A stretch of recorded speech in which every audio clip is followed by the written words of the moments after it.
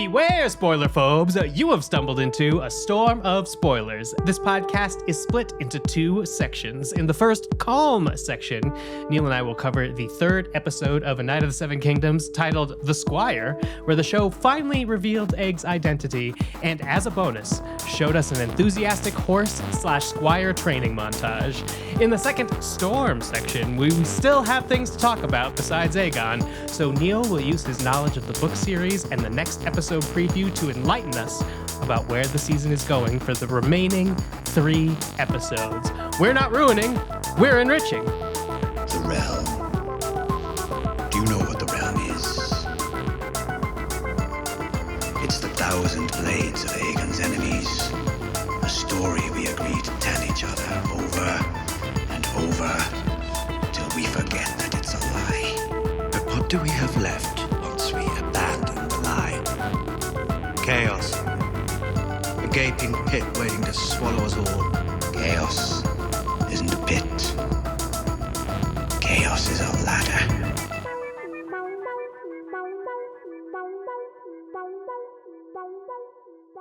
Why, hello again. I'm Dave Gonzalez, and I have not read any of the books in George R. R. Martin's A Song of Ice and Fire series. And I'm Neil Miller, and I have read all of the books in George R. R. Martin's A Song of Ice and Fire universe, including The Hedge Knight, upon which this series is based. And welcome back to A Storm of Spoilers. Just a little bit about our upcoming schedule. Don't skip this. It is important because the next episode of A Night of the Seven Kingdoms will be dropping this Friday to avoid conflicts with Sunday's Archimedes, the most superb owl, as decided by listeners of Trial by Content. So that means you're going to get an episode of this podcast on Saturday for your weekend. So you could watch the episode. My understanding is it drops Friday at midnight Eastern. You could watch it, and the next day we'll be in your feeds talking about it.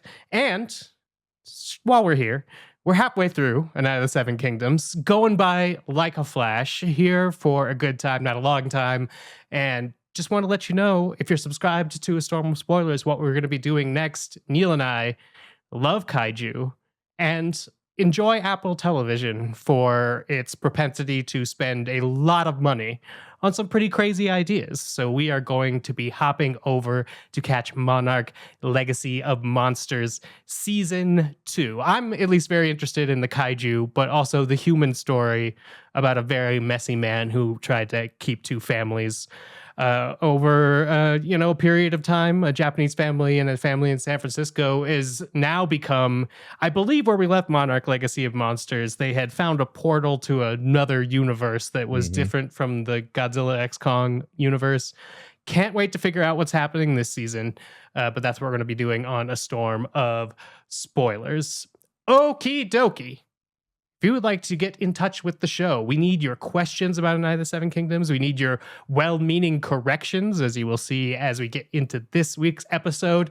Any theories you have about what's going on, and any lore questions you have for the storm. If you too are book readers or curious about being a book reader, make sure to send those to stormofspoilers@gmail.com. We got your emails this week.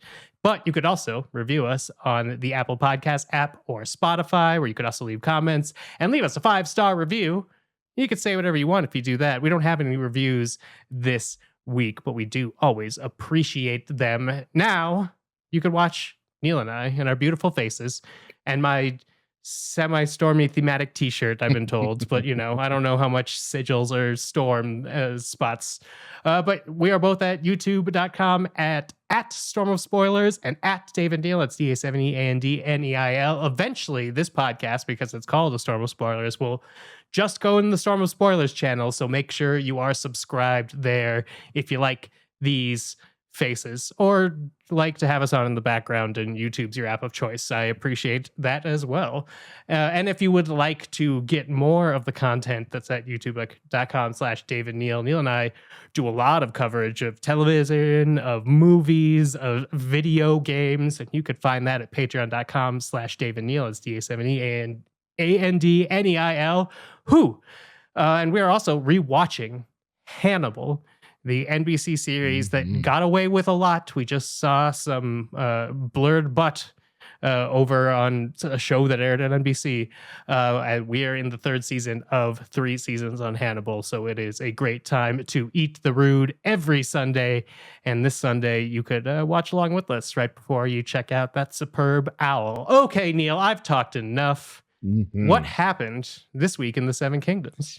Well, Dave, it's all about the dutiful Squire Egg, who begins this episode by bonding with Thunder the horse. He then meets a mad wandering knight with an eye patch. He learns how to sew from Dunk. He eats a bacon and goose egg Sammy. He watches Prince Arian do something horrible. He shares short king wisdom about tall tales. He attends another play, and he ultimately reveals his true hair color, which is dun dun dun. Targaryen silver. And there we have it, the first big reveal of A Knight of the Seven Kingdoms. I think it worked incredibly well. We are going to talk a little bit how it worked for people who weren't expecting it. Mm-hmm. But I appreciate the show's primary dedication to 3 episodes where basically in the first scene, we see someone relieve themselves or something relieve themselves as we get to see Thunder take some poops this episode. We're taking ourselves seriously, but not that seriously. But I did, I guess, want to talk a little bit about, something that makes this episode, I think, a very good episode of television. But first, I do think we should get to some of these correction ravens before people rage quit the podcast thinking that we are ignoring them. For sure. And some of them do have, they've been moved up from storm topics to calm topics thanks to this week's final moments, which, here's the thing I appreciate about this show, Dave, is that they did the egg reveal exactly where I said they would. And I love it when a Game of Thrones show makes me look smart. But here are some things that I said that weren't that smart. And thank you to folks for correcting me. We got a comment correction on Spotify from a user named Tails. Apparently, last week we were doing In the Storm, the family tree of the Targaryens, most notably the sons of Maekar. Who is Maekar the Missing this week. It was not to be found. He was out there looking for his 2 sons. Little did he know, at least one of them was in camp this whole time, where I said that Aemon was the youngest and Egg was older. That is actually not true, and I should have known because in the story, the legendary story, Aemon gives up the throne. He's to become a maester. So Aemon is the 3rd son of Maekar, and Egg is the youngest. So that is a correction we can now make in the calm, which is pretty great.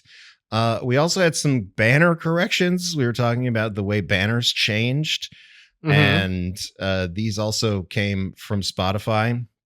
The first one was from user DA, who pointed out that Jon Snow's banner was not necessarily just changed because he became the King of the North. And like, it wasn't just changed on a whim to the white wolf on gray for like his dire wolf ghost.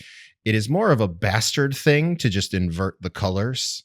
And this is something that you see in the Blackfires, which, if the Dunk and Egg stories keep going, we will encounter some Blackfires. They were pretty big in this era, where they took the Targaryen red dragon on black background and inverted it to a black dragon on a red background. So that's how you know that the Blackfires are coming. And we got another correction from Gabby, who pointed out, we talked about in the same discussion, we were talking about the changing sigils. We talked about how Robert Baratheon added the crown to his stag. That is actually something that only happens in the show. Oh, okay. And as Gabby pointed out, in the books, the Baratheons always had the crown on their stag, something to do with being the Storm Kings or Storm Lords. They've always sort of been the Lords of the Stormland. And the crown has always sort of been around the stag's neck in their sigil.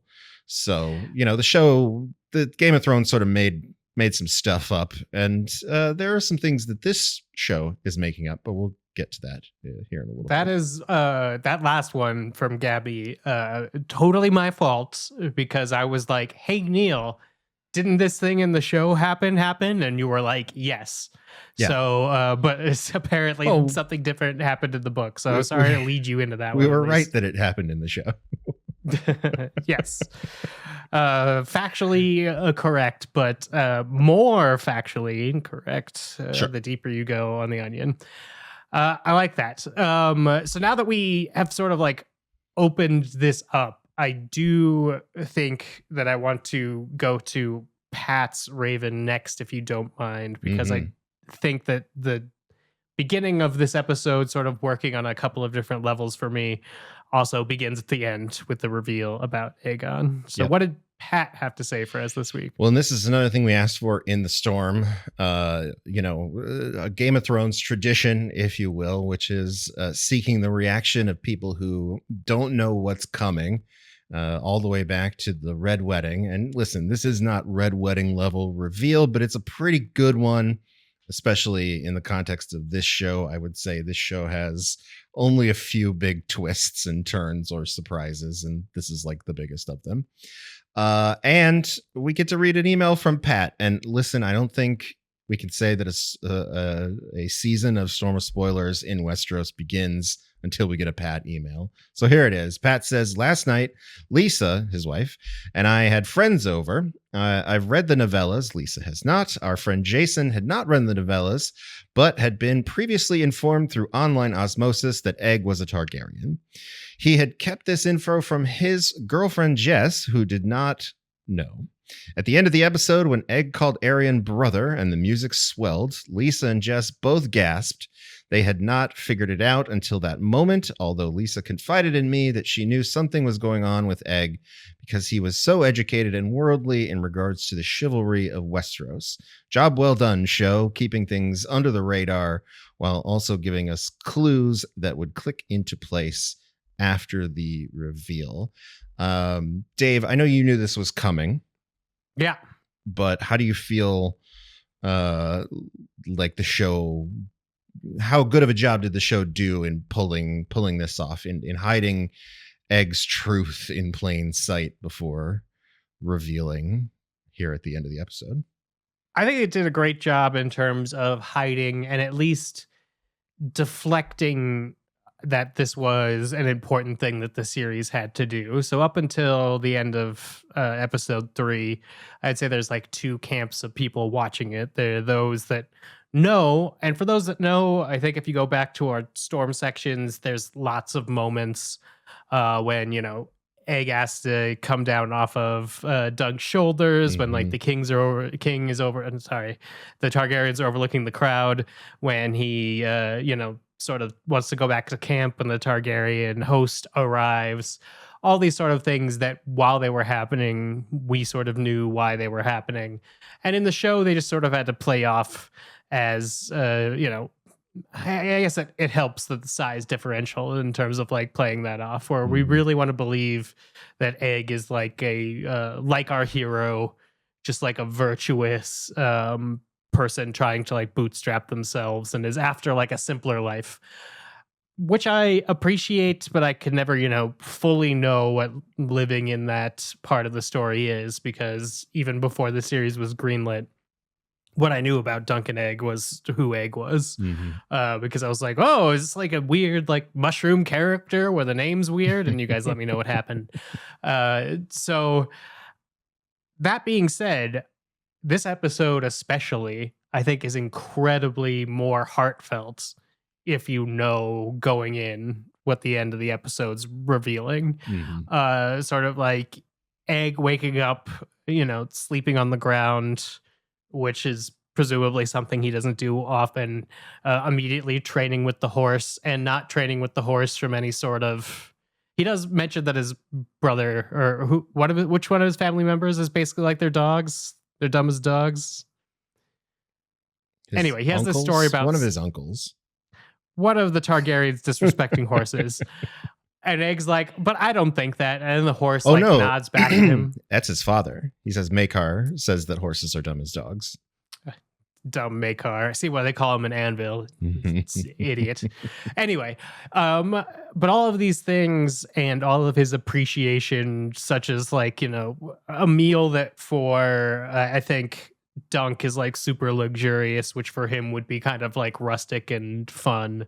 Like all of these different things, I think play so much better if he's a princeling masquerading and wanting a simple life. Especially the conversation that they have, sort of overlooking the tournament, and Egg's like, I could live like this. And instead of being aspirational, like it would be if he was actually from Flea Bottom, it's actually much more down to earth, where he doesn't want the trappings of royalty for various reasons. Maybe also because his brother's insane, but that's I think part that really plays well. And maybe this is like an episode that's made to be rewatchable. That's definitely something that could pull into this. And maybe they're hoping that the reveal triggers a rewatch immediately of the previous episodes, which would also benefit them. But for those of us that live in Spoiler Town, I think this episode played incredibly more heartfelt going into it, because we had that extra layer of knowledge about Egg's character. And I am surprised they kept this reveal so long, considering like presumably the two other novels take place with everybody knowing this, unless Dunk really gets hit on the head here in the last couple of episodes. But yeah, I think it was very well executed. But also, Neil, I'll throw this back to you. Do you think this season is going to be remembered as the season with the twist? So like, I guess the best example I would have is the first season of The Mandalorian. People loved it. But if you go back and think about it now, the big thing that happened is like the Grogu reveal. The reveal that Grogu was there, and the reveal that Grogu was like a Force user. And now if you sort of like watch that season, all of that stuff are the highlight moments, but all the rest is sort of lowered in importance, because as the series went on, we already knew who Grogu was. Is that what's happening here, or has this twist been artfully executed to the point where the twist is like the pillar of the season? I don't necessarily know if it's going to be the pillar of the season. I mean, it is very important and very significant. And obviously going forward, it is very important that Egg is one of the Targaryen princes. I also very much agree that this episode plays very differently if you know the twist going in. Not only is it heartfelt, but I also think that they do several very interesting things hiding Egg's truth in plain sight. Like when he is introduced, when Dunk introduces him to Raymond Fossaway, and he's just sort of like looks away and looks down and is very sheepish toward him. You can kind of tell that he doesn't want to be recognized, right? Because Raymond Fossaway is the kind of person who might recognize him. And then I love the moment where, this is directly from the books, where during Aryann's jousting, he's screaming like, kill him, kill him. It's a very little brother, big brother moment. Yes. Like he clearly does not like his older brother. And we just don't know that that's his older brother yet. But one of the things that I clocked, and I'm sure that a lot of folks also appreciated the closing credits music, which brought a big smile to my face for several reasons. One, it's an epic way to go out on an amazing line where Egg just absolutely devastates his older brother with the line. And again, directly from the book. This is a George special. And I love that other than the Raymond Fossaway's little political rant about the Targaryens, the final 8 minutes of this episode are like a word for word from the book, The Hedge Knight. Like all the dialogue, all the action beats, like the way it plays out is pretty much exactly how, like all the way down to like the way Egg calls out his brother's guards by name is all directly from the book, which I think is great. And that last line, and then it kicks in with that music. Not only is it sort of epic, but I also think that it signals a really interesting tonal shift. Because I was and I was thinking about this as I was on Twitter, the Everything app, earlier today, and I saw somebody tweeting out a screenshot of the Rotten Tomatoes scores for this series so far. And currently it sits at like a 95% from critics and like a 65% from the audience score. Mm. And the poster said, you know, who is not enjoying this show, like not understanding how anyone could be like against this show. And I was reading through some of the responses, and there were a lot of people like saying, oh, this show just doesn't match the tone of the previous Game of Thrones stuff, right? Like, I'm a big fan of Game of Thrones and House of the Dragon, and I'm gonna assume that these are folks who are not book readers. They're more show watchers first. And they're like, this just isn't my flavor of Game of Thrones. And here's where they have been slightly misled.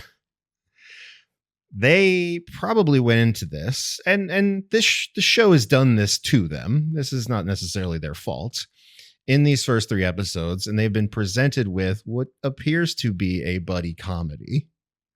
Right. And we know, well, I say we, book readers, people who have taken in the oeuvre of George R.R. Martin, know that even when George starts off writing a buddy comedy, eventually it becomes a George R.R. Martin book. And eventually some fucked up shit is going to happen. Right? Like, as soon as the Targaryens show up, as soon as Aerion impales a horse through the neck, and we begin to have like riots. And I think this musical cue is very important in the sense that, you know, without getting too stormy here in the calm, the tone of this story shifts dramatically from here on out, as you could probably presume, given the fact that like Dunk is in custody at the end of this one, and right. he and Egg's relationship is going to be a little rocky going forward. So I think that this show has done a little bit of a sleight of hand on people, where everyone has been lulled into a sense of safety and comedy with these first couple of episodes. And I'm sure there will still be some fun moments, but my assumption, which so far my instincts have been correct, that the back half of this show this season is going to be a lot darker and more in line with a Game of Thrones show that people are expecting, especially non-book readers are expecting. And that's one of the things I really liked about that musical cue at the end, because I was like, okay, this matches the moment that we're in, and I think clears the way for where we're going, which is down a much darker path. And like, things sort of spiral from here, as you might imagine. So I think it's kind of interesting. So I hope people stick with it. Like, the folks who are not into it right now and are like, this isn't my flavor of Game of Thrones, because rest assured, this is an adaptation of George R.R. Martin, and all of the things that made Game of Thrones came from George, right? Like, they were, because those first 4 seasons of Game of Thrones were very faithfully adapted, right? Like, and I think we lose sight of that because of the way the original Thrones ended, and the way Weiss and Benioff sort of checked out and, forgot about the Iron Fleet there at the end. And we forget that it was because they were faithfully adapting George's text that we really, really got into those characters. And when George wrote A Knight of the Seven Kingdoms, yes, he was having more fun, but he was very much on his A game when it came to delivering some gnarly stuff. And it is all in the back half of this story. So stick with it, friends, because here it comes. Hey, well, then I'm going to linger on the pleasantness of this episode. I hate, this is probably the last time I'm going to return directly to the horse training, but something like that, then having this also be the episode where a horse is impaled with a lance through the neck. Sure. I tried to warn you as best I could without fully spoiling it, that as much as, there are delightful moments with horses and I guess sad moments when we sell Sweetfoot, there's also some terrible things that happen to horses in this story. Yes. Classic George. But I do think it is the type of I call it like the save the cat mentality, which is a screenwriting book. But the idea behind that being that in order to signal to your heroes who the protagonists and antagonists are, very often it's about how kind they are to animals. So having that be like a central point to this ongoing Targaryen conflict that I'm calling Dragon Brother versus Night Brother, that Egg seems to be having here, where he would really like to stay on Dunk's service, and Dunk thinks that is more dependent on his win, I think, than it really is. And then we have Dragon Brother, who is revealing himself to not only be an asshole, but basically insane. Sure. As much as the television show can broadcast to me that this guy is not, worth me worrying about. Where it does pull back in terms of that tone that people are missing from Game of Thrones is like him just breaking her finger, Talise's finger. Talise is Tancel. Rob's wife. Tancel breaking Tancel's finger, I imagine, is like just the beginning, and to a much more horrible thing, like how he was going to break out Dunk's teeth. So I do like that we have this episode where we have a very direct, here's how horrible things can get for like this horse, but we aren't, I think, reveling in how horrible things were in the Middle Ages quite yet. Sure. I imagine we'll get there, because George R. R. Martin does like using his fictional universe to show us something that isn't that far off from real history, and real history is horrid. So I could appreciate that we're going somewhere, but I do like this episode, especially hearing from you that it might be a full tonal pivot episode, how they're able to set us up with where we need to be with both of these characters for that tonal shift. Because after 3 episodes, I'm totally on board with who Dunk is. The first episode, I'm like, he's a simple guy who wants some money by becoming a knight. By the second episode, I'm like, no, he's actually like after some sort of lore. And then here, I think it sort of hints that, that lore could be maybe become legend.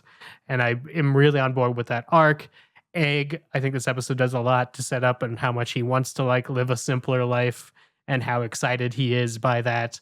So even if there is a big tonal shift, or I don't even know if you call it a tonal shift halfway through, if the plot starts happening all of a sudden, I know exactly who these characters are going into it. So I think that's job well done television series. I also really like, speaking of this, the scene with Arion and the horse, the way this scene is executed, I thought was really well done, because it also illuminates the sort of vibes of the times, right? Because we're sort of in a slightly different time, obviously, than House of the Dragon and Game of Thrones. When we pick up in Game of Thrones, the Targaryens are out of power, right? Robert has defeated them by killing Rhaegar.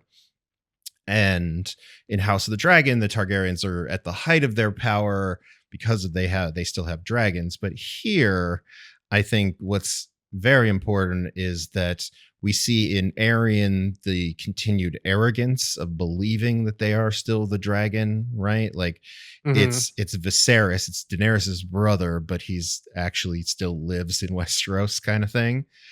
And I love that they cut to Baelor's reaction as well after he kills the horse, and Baelor's like, fuck, man, this kid, like my nephew, my shit ass nephew, is screwing things up, because we just saw him last week in the last episode be like, we have to be diplomatic. He's trying to be as the next in line. He's trying to be the new kind of Targaryen ruler, like his father Daeron the Good, who is really trying to unite the kingdom and change this view of the Targaryens that they can rule through like soft power, right? Because they no longer have their nuclear weapons. So they have to be more diplomatic, and they have to rule with more tact. And this is the kind of shit that they don't need these days. And we see the immediate result, which is the peasants, the small folk, immediately start revolting, throwing shit. The King's Guard has to come in and get involved. And, we see the tension where the small folk are not super into the Targaryens at the moment. And I think that is an important piece of context in the longer arc of the story of Dunk and Egg. If I have learned one thing from digesting all of the existing George R. R. Martin, A Song of Ice and Fire television shows, and I'm going to say it, playing Elden Ring, a Targaryen is a Targaryen's worst enemy. The inner threat of these crazy incestuous aliens seems to constantly be stopping them from ruling the Seven Kingdoms effectively. Whether that be infighting or just a whole sect sort of breaks off, which is my understanding of the Blackfires, just from a song this week, is it's those guys. You gotta watch out for your own family, right? If you're a Targaryen, for sure. Maybe that's why Robert's Rebellion also works out. It's not just the Targaryens that lose the coin flip, but it's the bastard Targaryens who think that they should rule instead. Yeah. Or I guess, anybody who's born with the Targaryen silver spoon in their mouth is, ends up having some weird decisions about ruling, is what I've learned about this universe. For sure. Can't wait to see if Egg is one of those or not. I definitely want to talk about the fortune teller in the storm. But before I get into some other corners, one other thing that made me wonder about this episode is I did really much enjoy Alice Three Fingers. Sure. And the discussion that Alice Three Fingers spurred in Egg and Dunk. And it sort of seems like how legends are made and what is important to remember about those legends, if it is like deed or if it is name. And I do appreciate that in this world, songs are very important. I mean, give me a fantasy medieval universe where somebody pledges to write a song for somebody. Absolutely love it. But it is sort of weird that Egg, as a educated person and literate person in this world, makes no reference to like people being remembered through books. Sure. Which I'm sure is fine. I just feel like that's a weird decision and something that George R. R. Martin would probably think about. But maybe he would like to distance that idea after Game of Thrones basically ended with Sam being like, maybe it's called Game of Thrones. Well, interestingly enough, this Alice with Three Fingers thing, at least as far as I can tell, is not from the books. It is a show original. So this is something that the show has sort of added. And what's interesting to me is it's sort of in lieu of a more involved jousting sequence or tourney sequence that also involved like, Lionel Baratheon having a big jousting moment in the books. And there's a battle of the Humphreys, which is a Sir Humphrey Harding versus Sir Humphrey Beesbury moment that we don't get. Now, we do get Sir Humphrey Harding. He's the guy with the red and white diamond shield, who is his horse is the one who gets skewered and he gets his leg slammed on. He is notable. That's a notable house that we should put up on the board in our house spotting segment. Sir Humphrey Harding. I was wondering who the Diamond House was. Yep. The Hardings. House Harding. He may or may not get some dialogue later. Who knows? But he's definitely in a lot of pain. Get that man some milk of the poppy. That's a good question. Do you get paid line rate for just screaming? I hope so. I mean, I know that the actor himself did not actually break his leg, but and no horses were harmed in the making of this episode. But it's a pretty good scream, so I hope he got paid well. But in the books, there's other like jousts leading up to the moment with Arion, where there's like multiple different like big jousts of the day that they sort of trade that for this moment in the tent with Lionel and the song. And I think it actually works really well because, again, it does a lot to set up the dynamic between Dunk and Egg, and also sort of Egg's wisdom, I guess, his little short king wisdom that he has, that I guess would seem to be mysterious and out of place if he were actually an orphan from Flea Bottom. But now that we know that he is a Targaryen prince who was raised in the Red Keep of King's Landing, it makes more sense. But I like the song. I think it's fun. If you watch the behind the scenes, you will note that Daniel Ing plays Lionel Baratheon, had a really, really interesting time shooting this because he kept forgetting the words. And it's very entertaining. I highly recommend watching it, where he just keeps screwing up the song, and also was very concerned about swearing in front of Dexter Saul Ansel, the actor who plays Egg, which is funny because like Dexter Saul Ansel also has some cursing to do as Egg. But it's a funny cut moment in the behind the scenes because it cuts to Dexter being interviewed and he's like, I really don't like cursing, but I do it because it's my job. And it's just delightful. What? Yeah. I'm so we've heard from HBO since that they do intend this to be an annual series. Mm-hmm. So it does look like we will be getting more Night of the Seven Kingdoms, and they're hoping for it to be next year. Sure. Which I think is great because I do like these characters, and we'll probably loop back to this in some future Storm segment because who knows time-wise if that's even possible given the stories that already exist.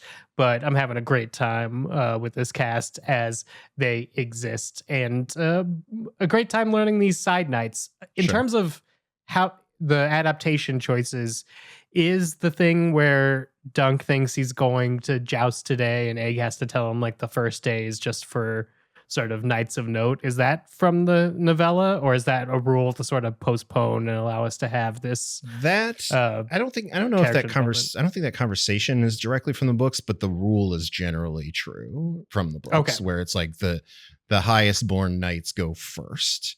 And it is also part of the book where on this first day of the tournament, Dunk spends a lot of time concerned with who he is going to challenge.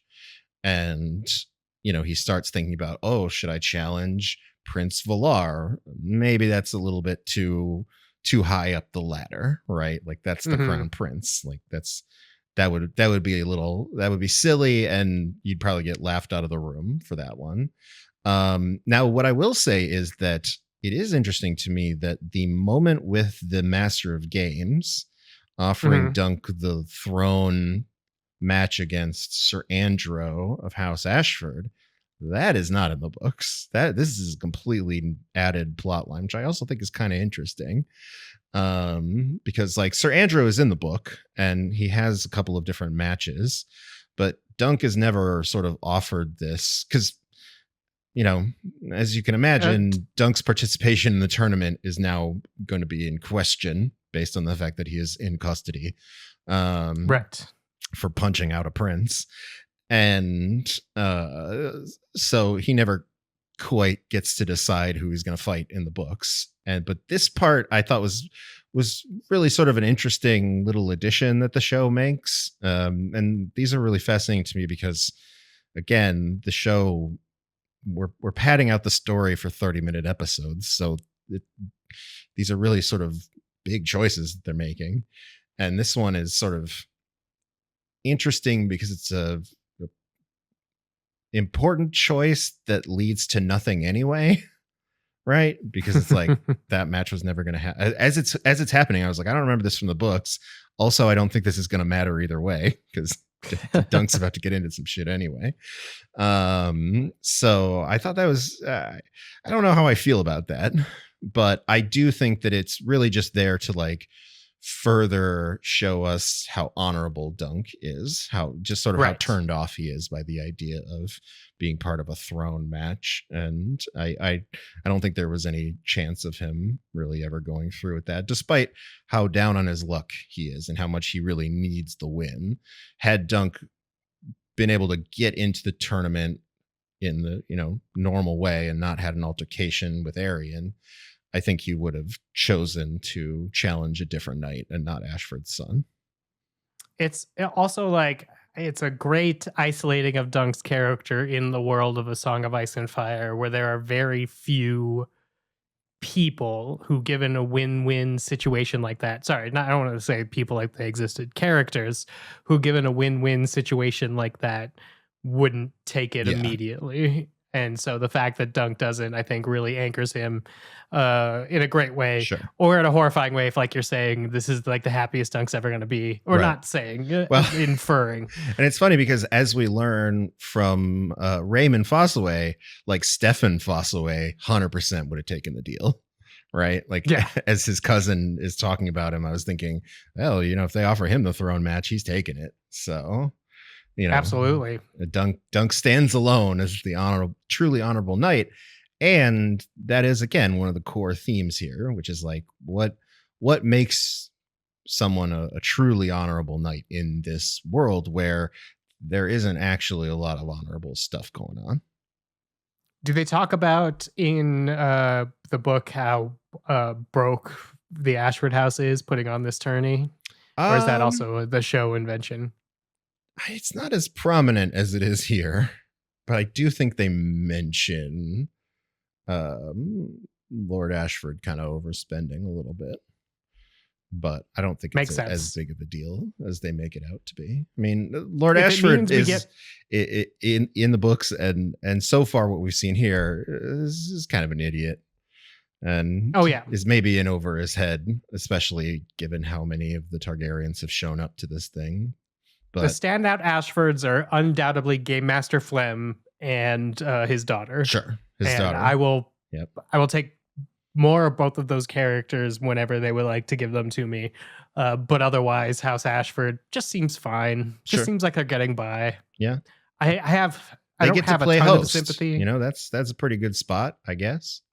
Yes. And it's not their fault. I don't have a ton of sympathy for Reach houses complaining about winter. I feel like, yeah, I mean, they're fine. They're gonna be fine. They're Highgarden will send a cart full of gold to them and they'll be good.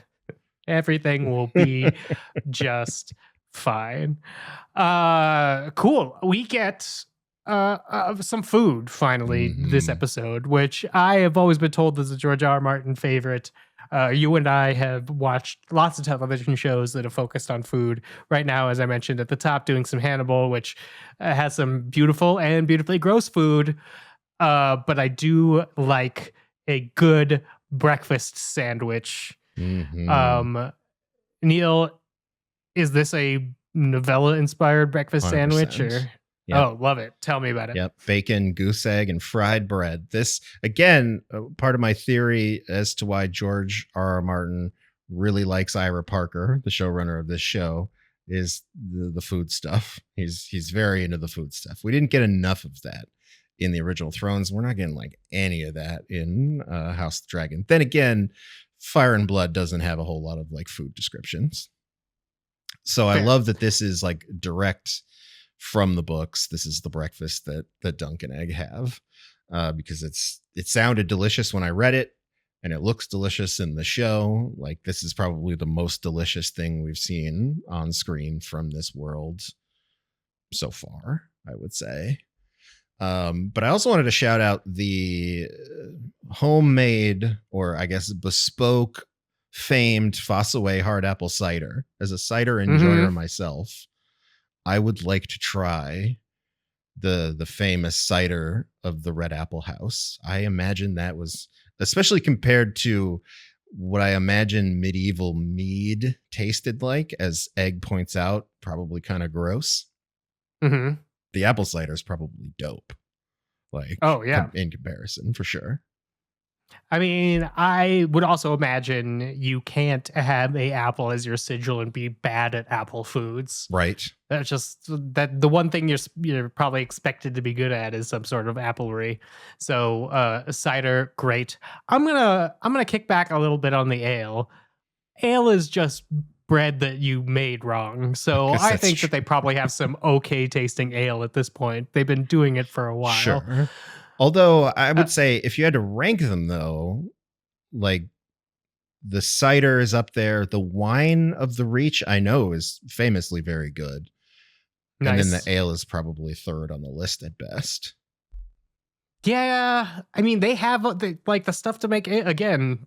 If they're the food area, they have all Sure. the best hops and what have you. Sure. So But maybe nothing they, touches a Dornish red, in my opinion.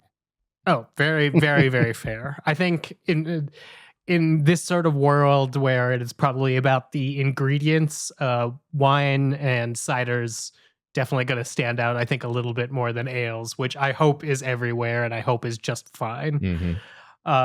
Strong liquid bread. That's what the poor folk need across Westeros. Say me. Yep. And then we of course have the play that ultimately gets some fingers broken.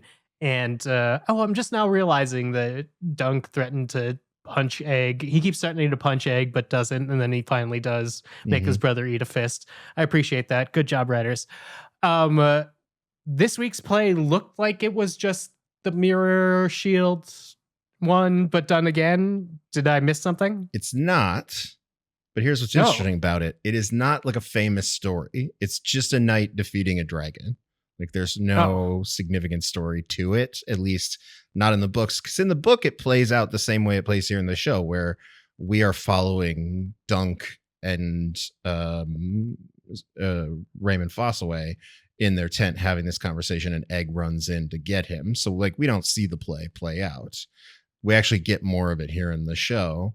And what I think is interesting, again, something that I guess was cut for time out of this 30-minute episode, is that in the books, Dunk and Egg, after the jousting events and the horrific situation with the horse, there's like 2 matinee shows of the play where the mummers do a Nymeria and her 10,000 ships play, where the mummers only have 2 ships, but they do make do with them.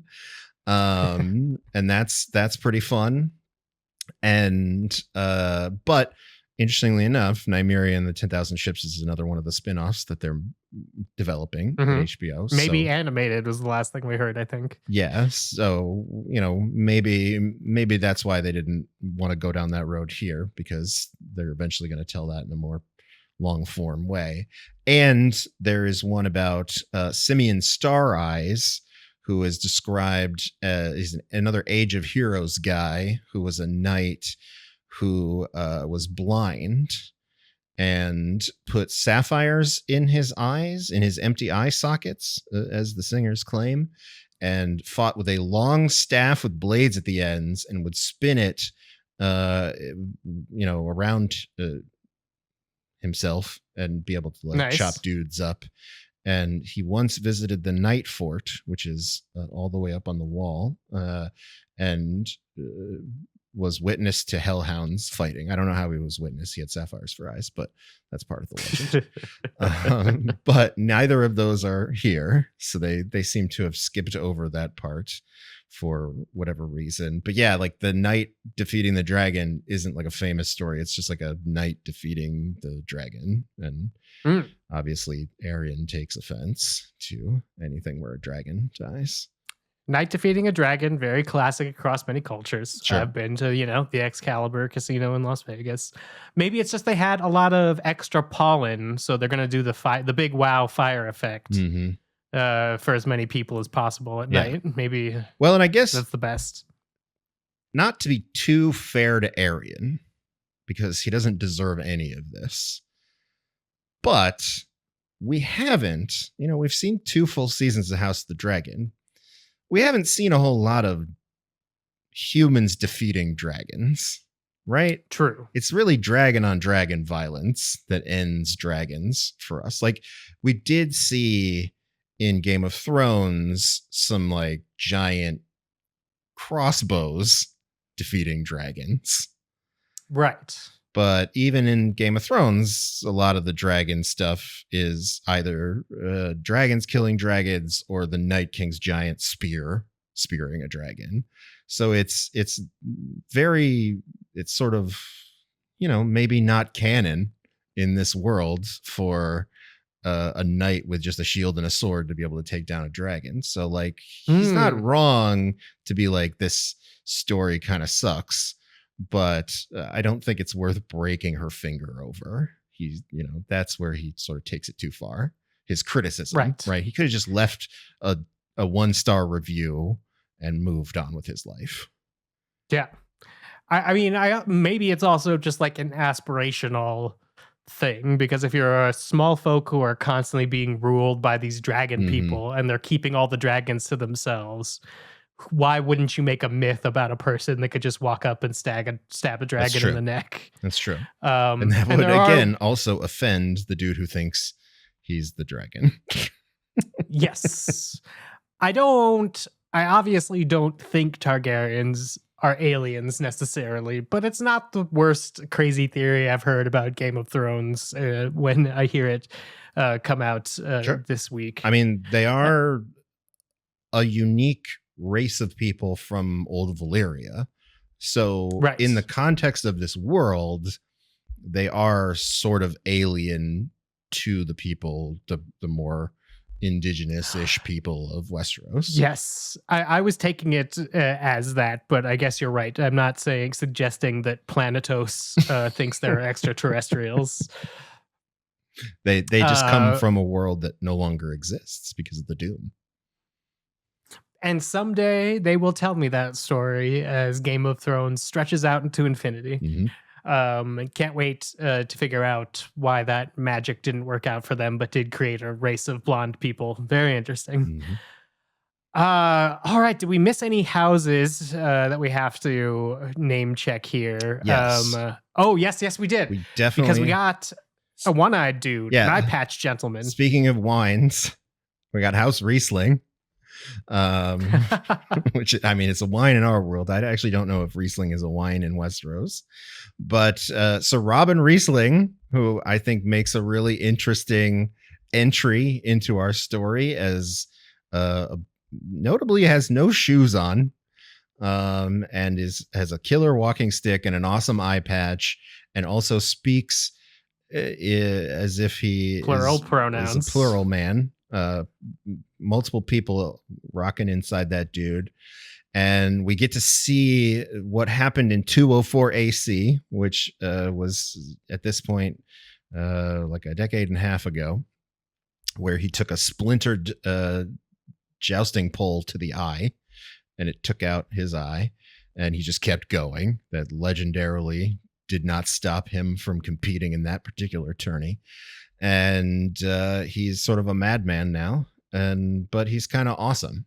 And he has a really great line, which I don't think is from the books. This is another maybe potentially great addition by the show, which is, "We are a vessel for the warrior. When it is madness bid, it is madness delivered." That's pretty awesome, especially for a dude who just like walked up out of the forest with no shoes on.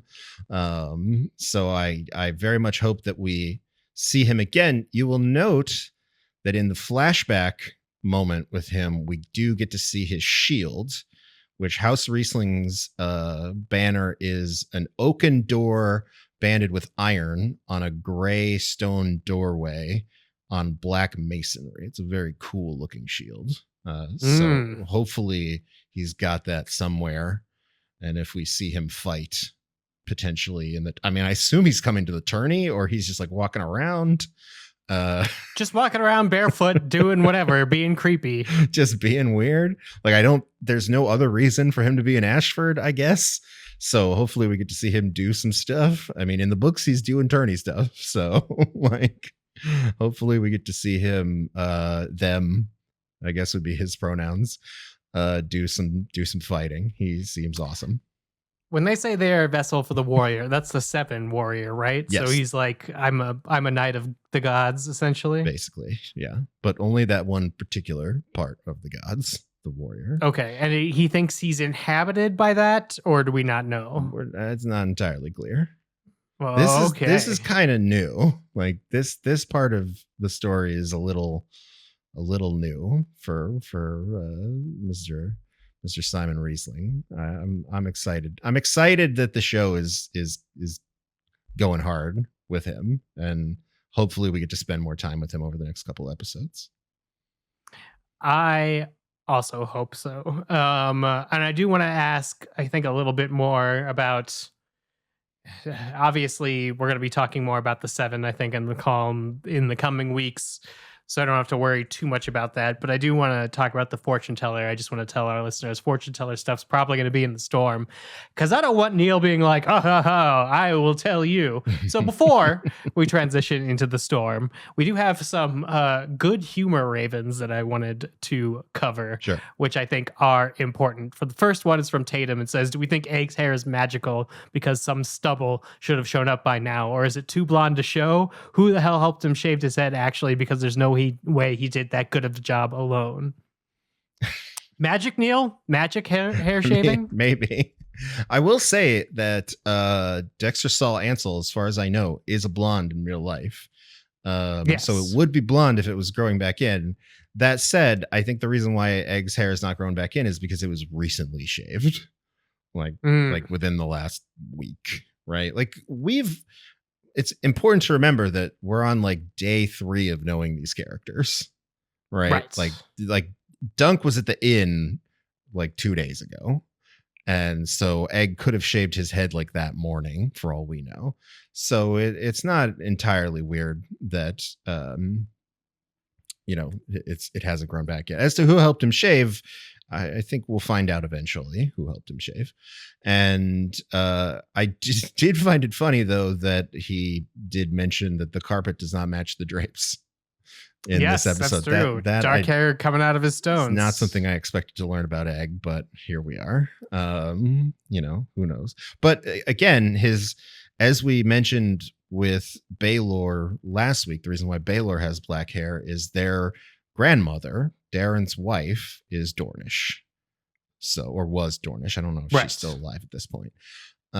So they all sort of have the potential to either have dark hair or the silvery Targaryen hair, depending on how the genetic coin flip goes for them. So I guess Egg got a little bit of both. I am a little surprised that this is the first time we've heard that the pubic hair is dark on Targaryens, because you think that is like such a small folk insult that would have appeared in the first Game of Thrones book, given how much we cared about hair color in that tale.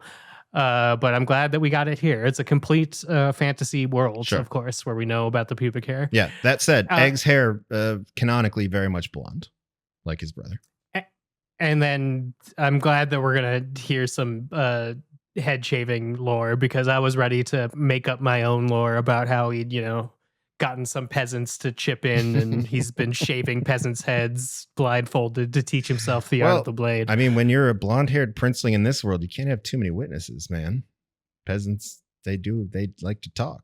So I think you just shave some peasants' heads. You're just like, hey, chambermaid, I'm going to shave your head. I mean, that wouldn't make me a good lord. I wouldn't be a good lord. But if I were, this email from Abby might be important. In episode 2, Dunk had to come up with a new sigil for his shield.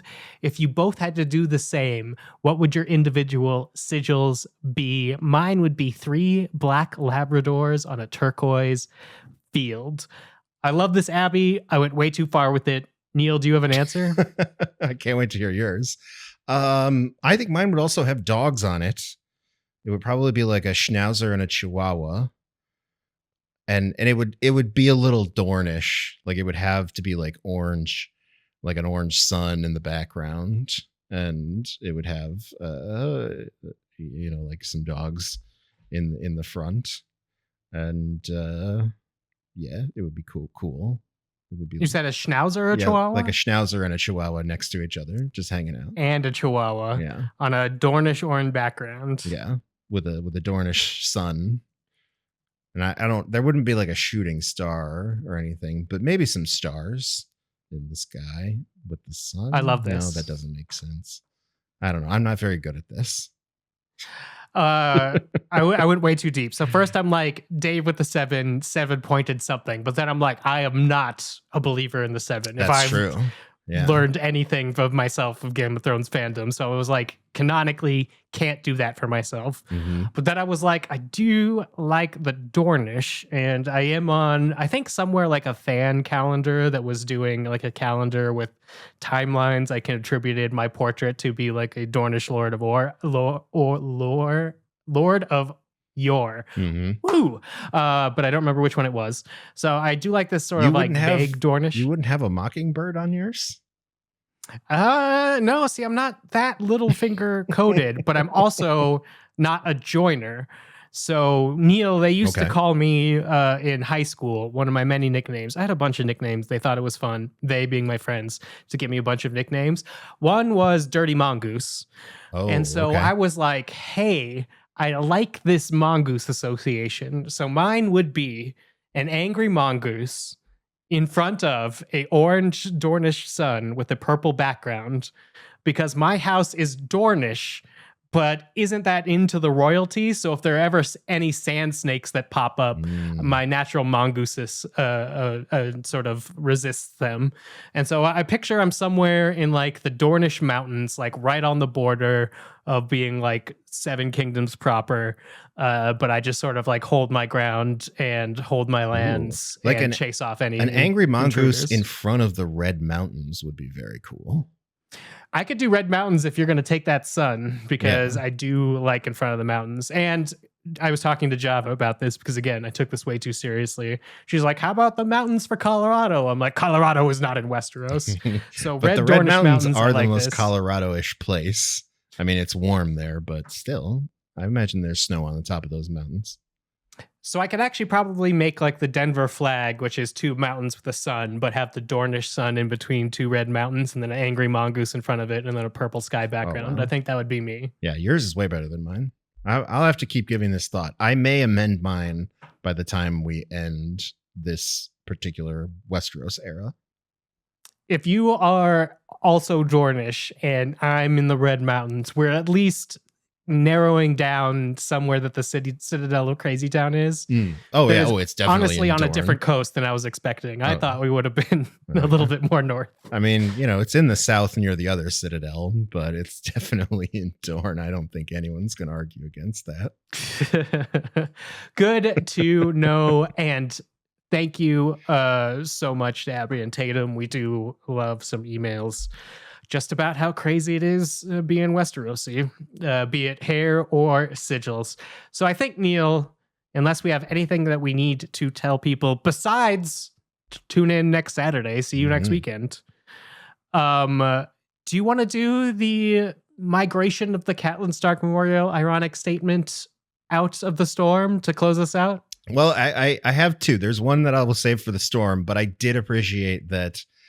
And again, this comes directly from the books, that Sir Raymond Fosselway gets one that I think is a great memorial ironic statement, because it pays off immediately in this episode where he's talking about Maekar's sons. And he says, the third's so useless, they're going to send him to the Citadel and make a maester of him. We know who that is. And the youngest ... and Egg runs in immediately. And that's the youngest one. So that's kind of funny. And, you know, in the next scene, we learn who that really is. So fun times are afoot, but I've also got a really good one for the storm. So if you're not averse to a little spoileriness, stick around. I am the storm, brother. The first storm and the last. And you're in my way. And we are back in the storm. Neil, let's just go right off of that, because that takes me right where I want to go. What is your Catelyn Stark Memorial ironic statement here in the storm? Well, it comes from Dunk, and it is right after the fortune teller gives them their very accurate fortune. He says, thank you, that's very good, and laughs it all off. which I thought was kind of funny. And then Egg's like, why did she say that? He's like, why did she say what? In his very Dunk way. And Egg, I guess, right to be concerned. So how much, I mean, would you like to know how accurate this is? I mean, I think that Dunk's is accurate just because In a very he general seems sense, to be yeah. a very famous king's guide by the time Joffrey could read about him. So I know that's happening. Mhm. But also, I think you give that fortune to every knight if I'm a fortune teller. Yeah. You know, The being richer than a Lannister thing is kind of interesting because I don't necessarily know if there's anywhere that's sort of specified. That said, Dunk is a very close friend of Egg, and Egg throughout Egg's entire life. And Egg is obviously with him throughout being a prince. Egg doesn't become king until he's in his early 30s. And then Dunk is a Kingsguard member after that. So, his earning potential is very high. Then again, the Lannisters are very rich. So I am curious to see, and obviously Ira Parker knows a lot more about the remaining 9 books, 8 books. Yes. The unpublished, 8 unpublished books of this series. No. What's 12 minus 3? 9. The 9 unpublished books of this series. He knows more about them than we do. So maybe there's other things that will lead to Dunk's richness. I assume they would come in the time that Dunk and Egg are traveling before Egg becomes king. Maybe they hit it rich at some point. So I mean, that's I would love a heist. I don't know what these Dunk and Egg stories are outside of this one, Sure. but I think a good heist would be fun. I do like that it leaves the potential open for a lot of different things to happen for them, and that's kind of fun. And I'm very curious as to how it's broken up, right? Because obviously the first 3 don't necessarily involve Egg becoming king. So like I wonder if like half or more than half of the stories happen before Egg becomes the king. We know a little bit about like what happens after he becomes king. There's a bunch of Blackfire rebellions that happen. There's like 4 total, and I think 3 of them happen after this story starts. So so his song's only about the first one. yeah. Cool. And so like, maybe there's some time in there where Dunk could get some big tourney wins. I imagine that's possible. That said, yeah, I was watching with Java because Java's now on board because this is not as gross as the other Game of Thrones series, and we're having a great time watching it. There were a couple of moments where she was like, and like one is eyeball hanging out and the other is horse gets stabbed through the neck, which I really appreciated. But when fortune teller goes, you'll be king, I think we both smiled a little bit. But then die in a fire and like people will rejoice. Both of us were like, oh no. And she was like, what does that mean? I'm like, I don't know. I haven't read these books. Yeah. So there is some canon lore here that is important to note about Egg's demise, which I think we talked about in the storm either last week or the week before, which is the tragedy of Summerhall. Summerhall, which is currently where Egg's father Maekar lives. It's where the sort of second son, second level prince lives, whereas the next in line for the crown lives at Dragonstone. Summerhall, a castle that does not exist in the time of Game of Thrones because of this tragedy. It burns down in this fire. And Egg dies in it. Egg's first son dies in it. His son, whose name is also Duncan, dies. Sir Duncan the Tall dies in it, this fire. And this fire happens the day that Rhaegar Targaryen is born at Summerhall. And here's the thing. The way this fire starts is that King Aegon V, Aegon the Unlikely, formerly known as Egg the Squire, is convinced in his older years that the only way for the Targaryens to maintain power or bring back their true power is by bringing back dragons.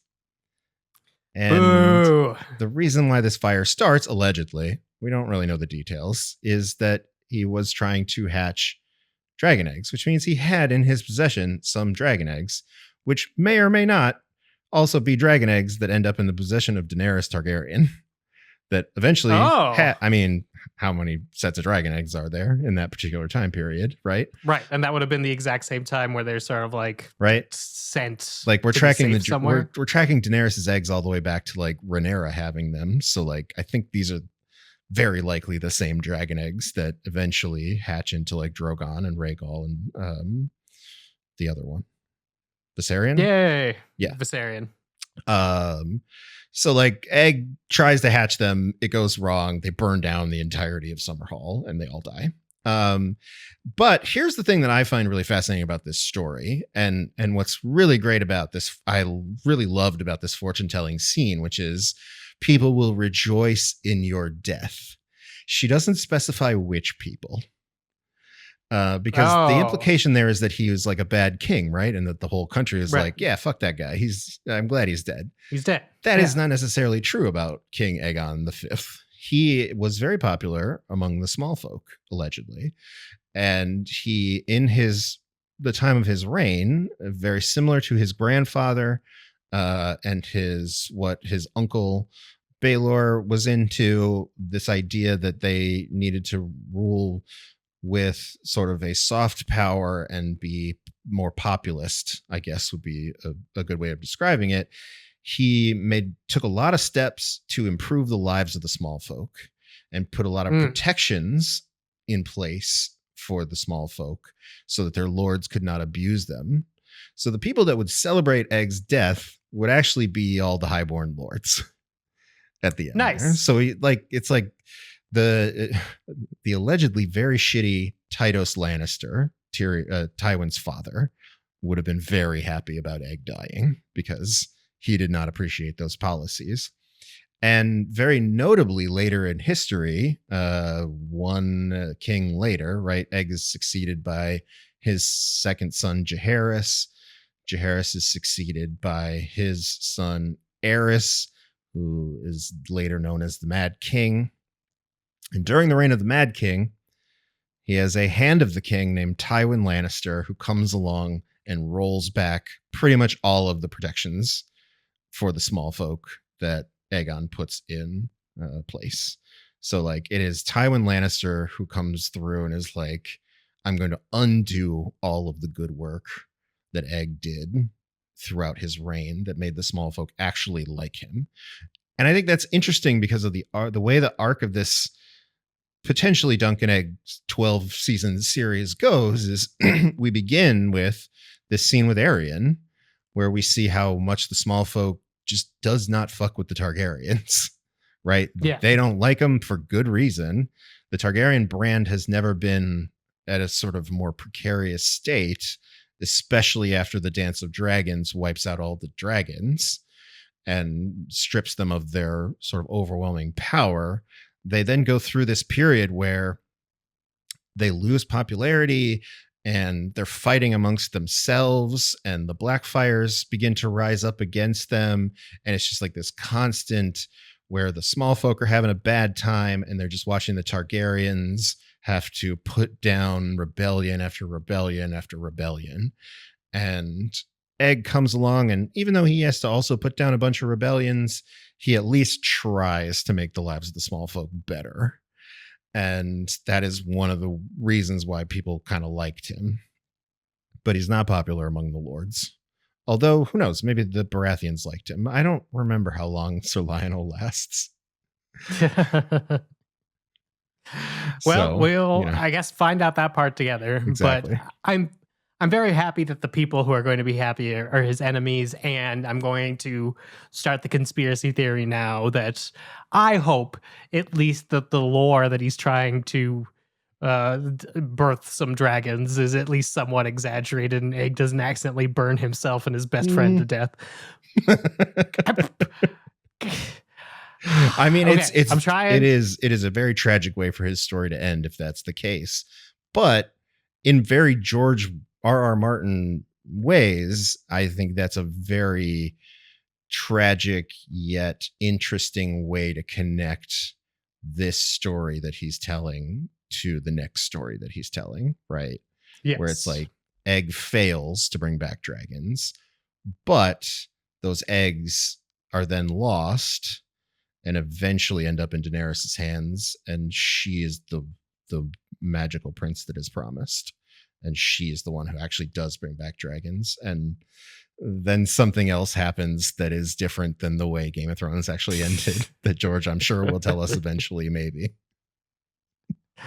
Good to know. Can't wait. Gonna buy Winds of Winter, and it came out. I've been saying for 15 years, I guess. If and when, man. If and when. If and when. All right. I do have some answers to our fun games we've been playing in terms of tracking things. But before that, it looks like from our next week on trailer, we are going exactly where we talked about last week, where we're gonna have a trial by 7 that is going to happen. My question is, given this trailer and presumably the things that are coming up, we know that I think this week's episode at 31 minutes is the shortest episode that there have been, even though I hear that tomorrow might also be 31 or 32 minutes. Sure. So we don't have that much time. When do you think we're going to get these flashbacks we've been seeing in the trailers? Because the Sir Riesling jousting was a really interesting example where the fandom was sort of like, where do we put this? Is there like a day of tournament that we're going to do? It doesn't seem like we have time for it. It's because we aren't used to the show having flashbacks. So that's a great way to showing it. But granted that we have seen some flashbacks, I assumed it would maybe be this episode, given Egg's song, that we were going to get a flashback to the putting down of the first Blackfire Rebellion. But where do you think it fits now? Does it fit with like a Dunk gets brought up on trial and they say like, who is this guy? And we have to go see who this guy is.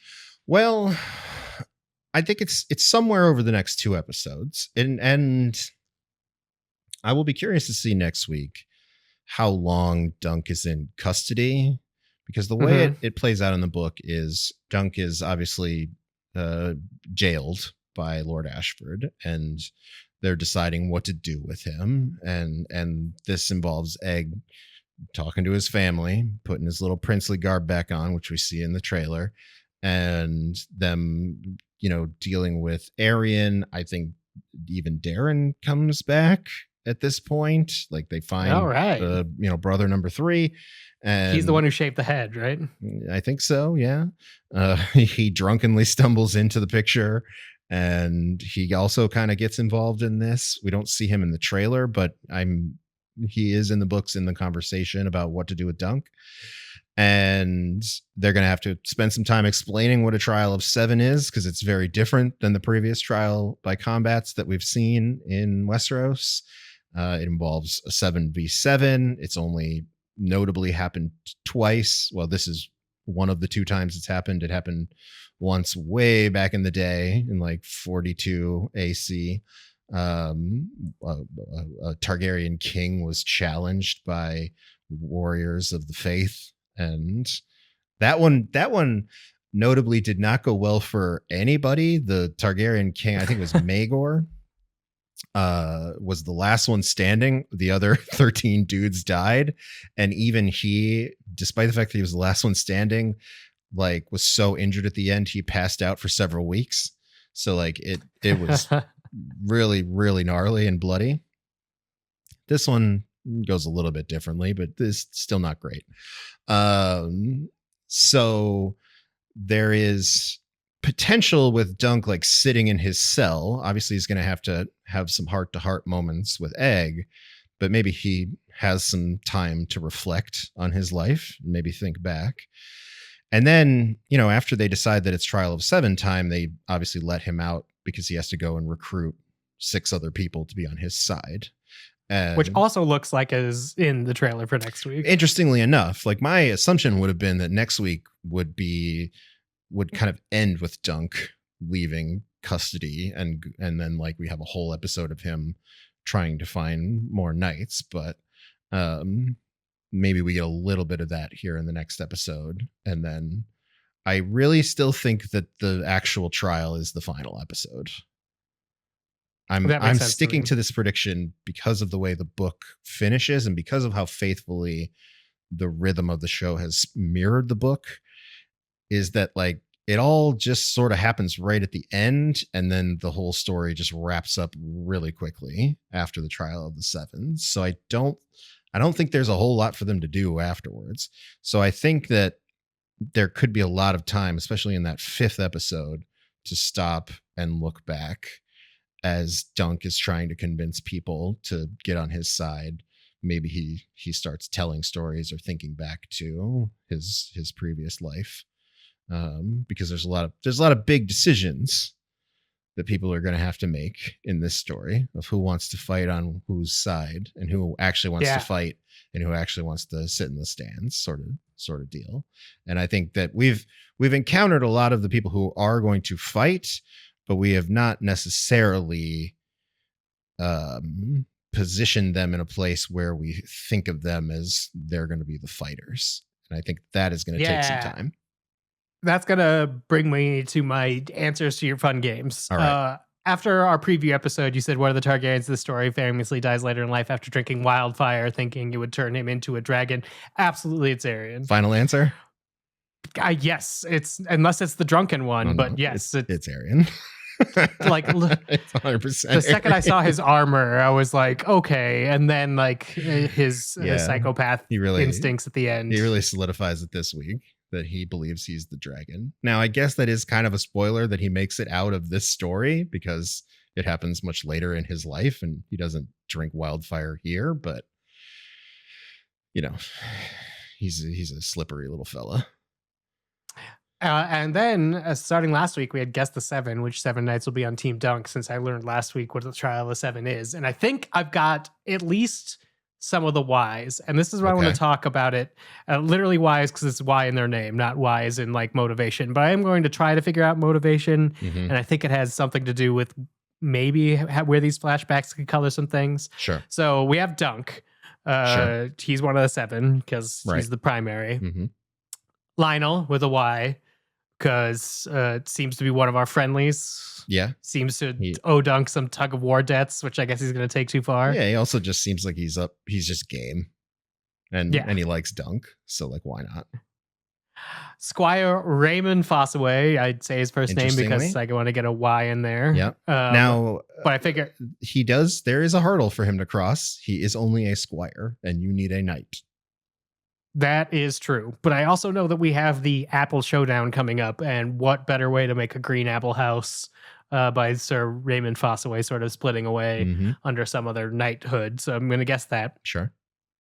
Luckily, Robin Riesling has 2 Y's in both of his name. Because I'm like, the second this character shows up and he's like, I bring the chaos when the chaos needs to be brought. I'm like, this is either on the opposing team or on our team, and I hope it's on our team. Oh, no. I mean, he's so likable. He's right on time. Good. And then I have maybe Humphrey Harding, and I just have horse revenge because nobody likes the Targaryens, right? And like this is a real pardon the American specific reference. This is a real Luigi Mangione moment where a small folk dude stepped up and punched a Targaryen in the gob. I feel like this is a great time for other people to take out their frustration on the Targaryens. So, because outside of Humphrey Harding, I don't have any other good guesses. My guess would be maybe these flashbacks illuminate a little bit more on houses that would have like a historical recent grudge against the Targaryens that they'd be willing to piggyback on Dunk's little trial to maybe save some face or do it in a way that would make sense. So, like, there are other characters I like as options, but I don't think it makes sense. Like Madford Dondarrion, I think he's just there for the girls. Sure. Yeah, he doesn't seem like much of a fighter. No. Kingsguard won't turn, as you pointed out last week. They're not going to fight a Targaryen. So even though I like Sir Donal for Crabber justice, that's not going to be happening. Right.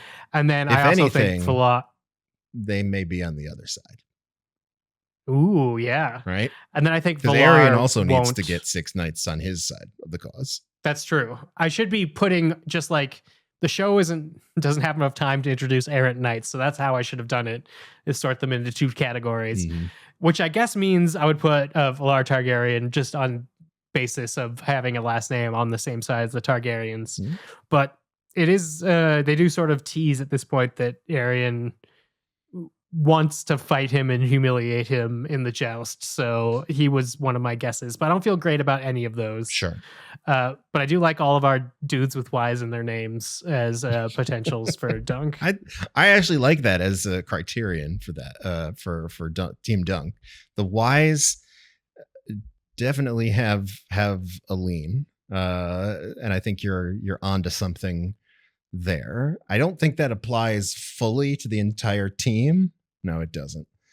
But it actually kind of fits for most of them. So, but here's the thing. There is one, like I said, we've encountered 6, including Dunk. There's one that we have just like not encountered at all. We haven't even seen the banner for. So I'm kind of curious as to whether the show will swap in a different character for this person. I'm a traveling stock coming down. There's no way it's a Stark. But like, you know, we I don't know what we that saw a access Tully. was, by the way. Like, could they Don't write us swap in a emails. Tully for a more Ooh, yeah. recognizable? Like, I'll tell you who it is, because we haven't seen them, and I've mentioned them several times, and I'm kind of frustrated that we haven't seen them yet. But we Is have it the bees? we haven't seen a Bees yet. We haven't seen the Beesbury, and he's another Humphrey. And he was supposed to be the Battle of the Humphreys. It was before Humphrey Harding goes up against Arian. They have a Humphrey Harding versus Humphrey Beesbury battle, and it's kind of great. And they both eventually lean on into Team Dunk for their own reasons. You know, I think you nailed it with Humphrey Harding. He's pissed about his horse and his leg. But we haven't seen any Beesbury. We haven't even seen the banner yet. So I wonder if they're going to make a change and swap in somebody else. My guess would be the Tully guy, the fish biting Tully guy, because if you're going to swap somebody, you maybe need a more you would do it for a more recognizable house, right? For the show watchers. That would be my assumption. Right, because I mean, yeah, that's why I made the stupid joke that it would have to be a Stark. But I guess Tully's good, Tully and would be a he good did one. have the show moment. I guess you could also, that could be a reason we have the stupid Ashford subplot. Maybe. Is it's that other Ashford knight. The thing is, you kind of can't have it be anybody would be too As aligned hosted. with the crown, right? So Right. it's like it wouldn't be a Lannister. It wouldn't be a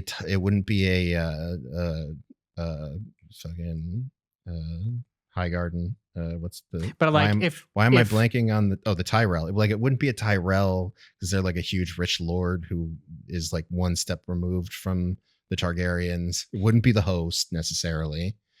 But like, if they're willing to back Dunk to have a financial win, Mm-hmm. does that mean they're going to put Ashford on one side of it? Do they put him on the Targaryen side so he Maybe. throws? Like, No, not necessarily. I don't think they would do that, because this, as we will find out, as I imagine someone is going to explain to Dunk very quickly, this is not a tourney game. This gets serious very quickly. Like, I think it maybe even is Raymond Fossaway who explains this to Dunk, where it's like, we're not using, you know, the same weapons anymore. This is like real shit. And that the only way for a trial of 7 to end, there's 2 ways it can end. Either the accuser needs to renounce their claim, like Arian needs to give up his accusation against Dunk, or he needs to die. Like, that's it. It's not just like he knocks him off his horse and like, you know, he'd lose his points.